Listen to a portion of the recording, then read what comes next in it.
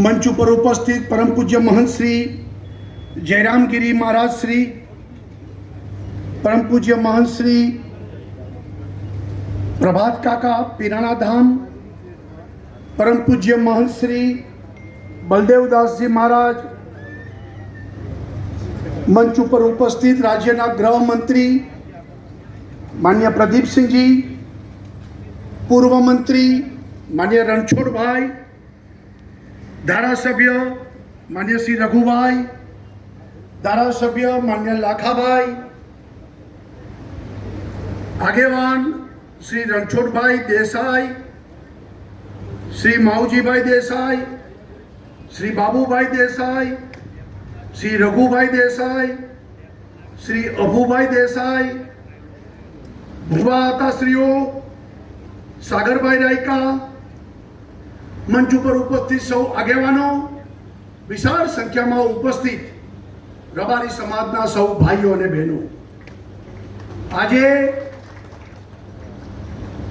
રબારી સમાજ માટે ખૂબ આનંદનો દિવસ છે. ભવિષ્યની પેઢી એ શિક્ષિત બને. જે રીતે પ્રદીપસિંહે કીધું કે હવેનો યુગ એ શિક્ષણનો યુગ છે. દરેક ક્ષેત્રમાં શિક્ષણની આવશ્યકતા પડવાની છે અને ત્યારે આ ભવિષ્યનું જોઈને સ્વર્ગસ્થ જીવન કાકાએ રેક્ટ સંસ્થાને આગળ કરીને સૌ આગેવાનોએ રબારી સમાજના શિક્ષણ માટેના ભવન એનું નિર્માણ કરવાનો જે સંકલ્પ કર્યો અને આજે એ ભવનનું ખાતમુહૂર્ત થઈ રહ્યું છે, એના માટે આપ સૌને ખૂબ ખૂબ અભિનંદન અને શુભકામનાઓ આપું છું. આ ભવન એ રબારી સમાજના ઉત્કર્ષનું એક કેન્દ્ર બનવાનું છે કે જ્યાં મા સરસ્વતીની આરાધના થશે અને ભવિષ્યની રબારી સમાજની પેઢી એ દુનિયાના પડકારો ઝીલતી થશે અને દુનિયા સાથે આંખ મિલાવીને એ ભારતનું નામ રોશન કરશે એવી મને પૂર્ણ શ્રદ્ધા છે. ભગવાન શ્રી કૃષ્ણ ગાયો ચરાવવા જતા અને એમના ભક્તો એ સમાજ આજે એકત્ર થયો છે અને ગાયોની ભક્તિનો વ્યવસાય એમને સ્વીકારીને કે જ્યાં 33 કરોડ દેવ દેવતાઓનો વાસ છે એવી ગાયોની રક્ષા, ગાયોની પૂજા એ આ સમાજની હંમેશા પરંપરા રહી છે. અને ત્યારે આવું પવિત્ર કામ જે વર્ષો સુધી જે પેઢીઓએ કર્યું એના ફલ સ્વરૂપે આજે સમાજ પ્રગતિ તરફ આગળ વધી રહ્યો છે. રબારી જાતિનો મુખ્ય વ્યવસાય એ પશુપાલનનો વ્યવસાય રહ્યો છે અને મહાભારતના યુગથી મધ્ય યુગથી રાજા મહારાજાઓના ખાનગી સંદેશાઓ પોતાના જાનના જોખમે એ હંમેશા રબારી સમાજ પહોંચાડતો રહ્યો છે. સમાજની ગામમાં બેન દીકરીઓને પુત્ર વધુઓને તેડવા મૂકવા એ સમયે જ્યાં અતિ વિશ્વાસ મુકાય એ પણ રબારી સમાજ ઉપર વિશ્વાસ મુકાય. એના અનેક પ્રસંગો ઇતિહાસમાં છે અને ગાયની રક્ષા માટે પણ બલિદાન આપવા આ સમાજે હંમેશા એ આગળ રહ્યો છે. અને આજે પણ ભારતની સંસ્કૃતિ ગાય, ગંગા, ગીતા એના માટે પોતાના જાનનું નોછાવર કરવા માટે પણ હંમેશા સમાજ તત્પર રહ્યો છે. એવો રબારી સમાજ કે જે સમાજે હંમેશા પોતાનું કર્તવ્ય એ સંસ્કૃતિ, ધર્મ અને એના માટે હંમેશા એ આગળ આવીને કામ કરતો આવ્યો છે. આજના દિવસે રબારી સમાજની શ્રદ્ધા અને આસ્થા એનું કેન્દ્ર સ્થાન વારીનાથ ધામના ગાદીપતિ મહંત બળદેવગીરી મહારાજ, આજે એમને પણ યાદ કરીને વંદન કરું છું.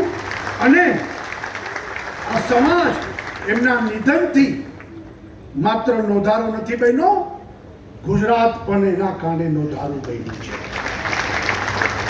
આખા ગુજરાતને શોખ છે, કારણ કે હંમેશા બળદેવગીરી મહારાજે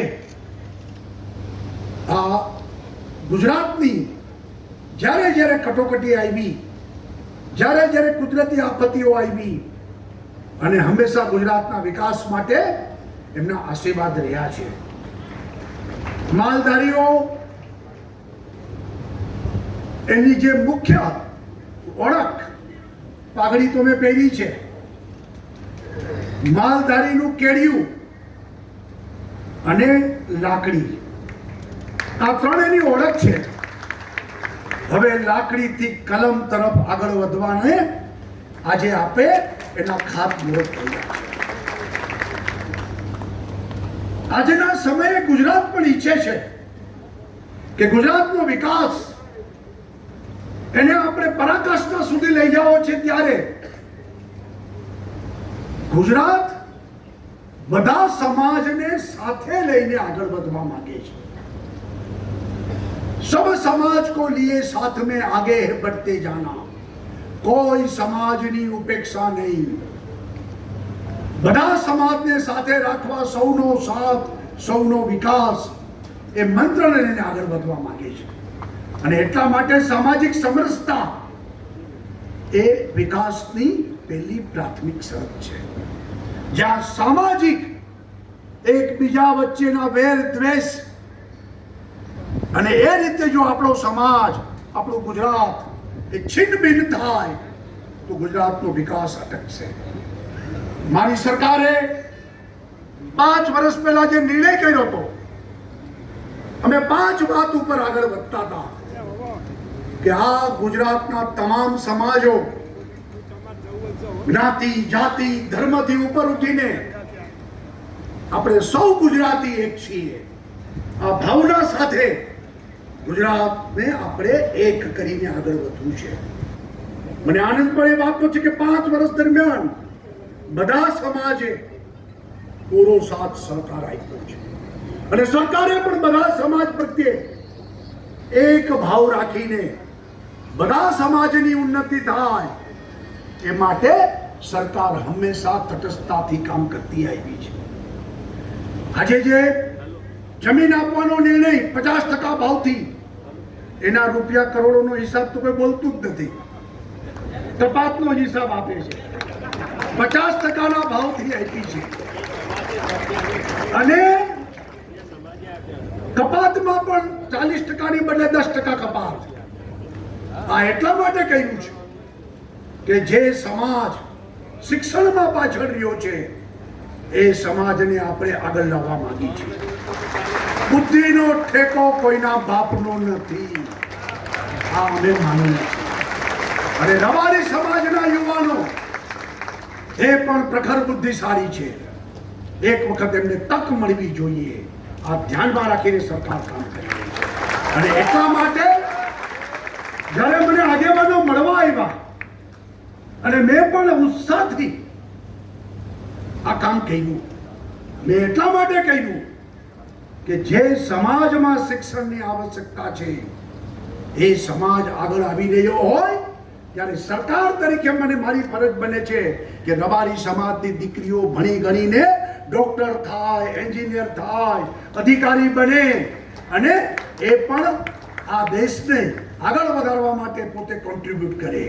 રબારી સમાજનો દીકરો પણ ભણી ગણીને આગળ વધે અને એ પણ વિકાસના કોન્ટ્રીબ્યુશનમાં આગળ વધે. એટલા માટે મને આનંદ થયો કે રબારી સમાજ આગળ આવ્યો છે. શિક્ષણમાં અનેક સમાજો, સમાજના લોકો, આગેવાનો એના ઉપર મહત્વ નહોતા આપતા, એને કારણે પાછળ રહી ગયો છે.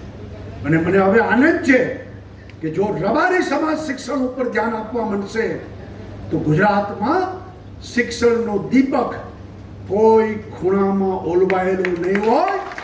દરેક જગ્યાએ માં સરસ્વતીના આશીર્વાદ આપને પ્રાપ્ત થશે. સીમમાં ગાય ચરાવતો યુવાન એ પણ ભણેલો ગણેલો હોય, એ પણ દરેક રીતે ડિજિટલી એક્સપર્ટ હોય, એ પણ વેબસાઇટ ઉપર કામ કરતો હોય અને ગાય ચરાવતાની સાથે સાથે દુનિયાના પડકારોને ઝીલવાની ક્ષમતા પણ એ ધરાવતો હોય. એ દિવસો આપણે હવે દૂર નથી રહ્યા. અને ત્યારે હું માનું છું આજે right time for right job, યોગ્ય સમયે જીવન કાકાની સાથે બધા આગેવાનો યોગ્ય નિર્ણય કર્યો છે કે હવે રબારી સમાજમાં કોઈ અજ્ઞાન નહીં હોય, કોઈ અભણ નહીં હોય. ભાઈઓ બહેનો, માલધારી સમાજ, રબારી સમાજ એ શિક્ષિત બનશે. અને ગુજરાતમાં જ્યારે સૌથી વધુ રોકાણો આવી રહ્યા હોય, ગુજરાતમાં જ્યારે બધી દિશાઓમાં વિકાસ આગળ વધી રહ્યો હોય, ત્યારે આ વિકાસને ઝીલવા માટે પણ એક્સપર્ટ લોકો જોશે. અને એટલા માટે ગુજરાતની સરકારે શિક્ષણના વ્યાપને વધાર્યું છે. હું આજે ચોક્કસ કહીશ, નરેન્દ્રભાઈને પણ યાદ કરીશ કે 2001માં નરેન્દ્રભાઈ મુખ્યમંત્રી બન્યા ત્યારે ગુજરાતમાં માત્ર 9 યુનિવર્સિટી હતી. મેડિકલ કોલેજોમાં 900 માત્ર સીટ હતી. આ 2 દાયકામાં, આજે 2001 થી 2021, આ 2 દાયકામાં રાજ્ય સરકારે 9 યુનિવર્સિટીમાંથી 80 યુનિવર્સિટીઓ કરી છે. 900 મેડિકલ સીટમાંથી 6000 મેડિકલ સીટ સુધી આપણે પહોંચી ગયા છે. ગુજરાતનો કોઈ પણ દીકરો કે દીકરી એને ભણવા માટે બીજા પ્રાંતમાં, બીજા દેશમાં જવું ન પડે. ગુજરાતમાં ઘર આંગણે આ વ્યવસ્થા બને એ દિશામાં સરકાર કામ કરી રહી છે. અને શિક્ષણમાં પણ રાજ્ય સરકારે સૌથી વધુ બજેટ ફાળવીને 35,000 કરોડ રૂપિયા માત્ર શિક્ષણ પાછળ ગુજરાતની સરકાર ખર્ચી રહી છે. ગુજરાતનો એક વ્યક્તિ એ શિક્ષિત બને, દીક્ષિત બને અને આ દેશની સેવા કરતો થાય એ દિશામાં સરકાર કામ કરી રહી છે. મેં કીધું તો એમ 5 વસ્તુ, એમાં એક વસ્તુ સામાજિક સમરસતા. બીજું, મારી સરકારે કીધું હતું કે મારી સરકાર પારદર્શક હશે, ઈમાનદારીથી કામ કરીશું, પ્રામાણિકતાથી કામ કરીશું, ટ્રાન્સપરન્સી આ સરકારની હશે. સરકાર આવનારા દિવસોમાં ગુજરાતમાં એવી વ્યવસ્થા ઊભા કરવા જઈ રહ્યા છે કે જેમાં ભ્રષ્ટાચાર નાબૂદ થાય. સિસ્ટમમાં બદલ કરવા માંગી છીએ, ટેકનોલોજીનો ઉપયોગ કરવા માંગી છીએ અને દરેક પરમિશન એ ફેસલેસ બને અને એને કારણે લોકોમાં જ્યાં સત્તાનો દુરુપયોગ થતો હોય ને ભ્રષ્ટાચાર થતો હોય એ ન થાય એ દિશામાં સરકાર કામ કરી રહી છે. ત્રીજી વાત કીધી હતી, સરકાર નિર્ણાયક હશે. અરે કાલે કરવું છે આજે કરીએ. જમીન લેવા સમાજના આગેવાનો આવ્યા હતા, તરત આપણે એનો ઓર્ડર